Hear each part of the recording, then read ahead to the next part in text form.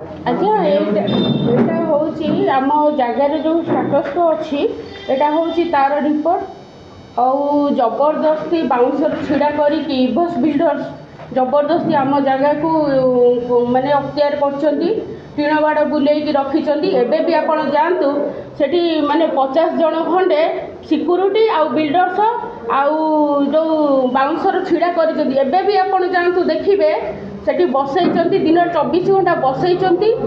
ଆମ ଜାଗାରେ ଟିଣ ବାଡ଼ ବୁଲେଇଛନ୍ତି। ମୁଁ ସରକାରକୁ ଅନୁରୋଧ କରୁଛି କେମିତି ଆମ ଜାଗା ଆମକୁ ଫେରାନ୍ତୁ, ସେ ଟିଣ ବାଡ଼କୁ ହଟାନ୍ତୁ।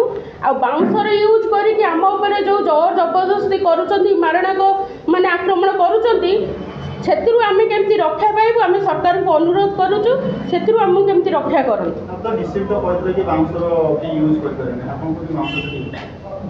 ଆଜ୍ଞା ମୁଁ ବି ନ୍ୟୁଜ୍ ଶୁଣିଥିଲି, ଡିସିପି ଆମର କହିଥିଲେ ବାଉଁଶର ସେଠି କେଉଁ ଜାଗାରେ ବି ବଳପୁରରେ କେହି ବି ୟୁଜ୍ କରିପାରିବେନି।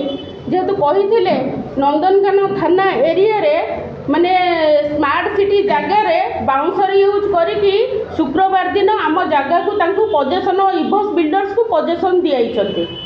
ବାଉଁଶରେ ଛିଡ଼ା କରି ଇଭସ୍ ବିଲ୍ଡର୍ସ ଜବରଦସ୍ତି ବାଉଁଶର ଛିଡ଼ା କରିକି ହିଁ ଆମ ଜାଗାର ପଜେସନ୍ ନେଇଛନ୍ତି।